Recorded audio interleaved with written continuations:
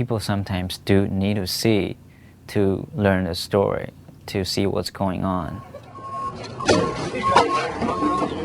The developed world, led by the US, Europe, and other countries, is dumping thousands of tons of e-waste to China, India, and Nigeria every day.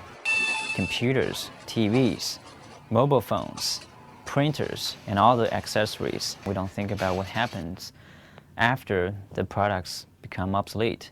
So I was thinking, wow, if I can get some really cool image about how people are dealing with e-waste in China in very poor communities in a very primitive way, and it's very polluting, it's very environmentally dangerous, and then put up a website and get some people to talk about it, that would be really cool. I was talking to UC Berkeley about how the university is disposing of the computers, where it's shipping the computers and other electronics to, and where they dismantle the machines. The US does not have the capacity to really recycle because it's very toxic.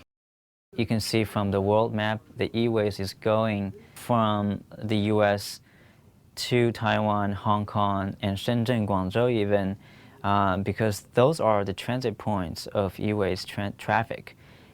When you click the button here, Guiyu town, you go to the Guiyu Park. It's basically China's e-waste epicenter. It's getting shiploads of electronic waste from US, Japan, and other countries on a daily basis. You can see all the trucks coming by in town. It's very nasty. 80% of the whole town is revolved around e-waste industry. There are people dealing with e-waste. They buy and then they resell to other lower-end dealers. And they're mostly migrant families who really deal with the e-waste at the front line because they are the people who need the jobs most. They do not wear masks.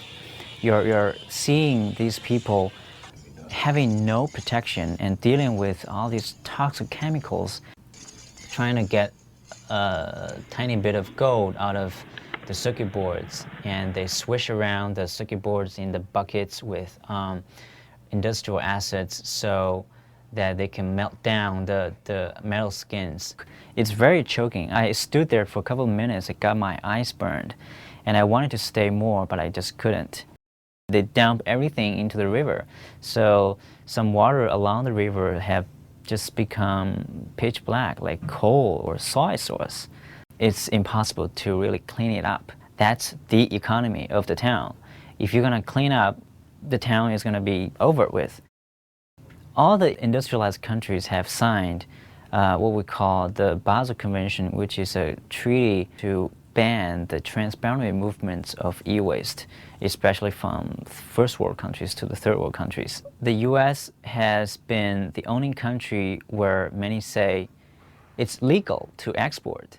If we are really going to solve the problem, we got to start with manufacturing industry. Apple, Dell, HP, and all the major computer makers. Their proposal is to reduce or eliminate the highly toxic materials used in the manufacturing in the first place. I have the companies and what their positions are, and the governments.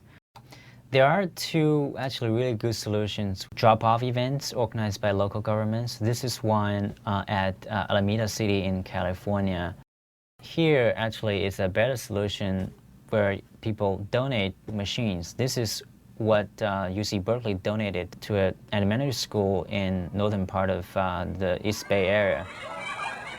As the life cycle of electronics is getting shorter and people are more enthusiastic about buying new gadgets like iPhones, iPods, whatever, the problem is going to be never end. This problem is going to keep going on and on.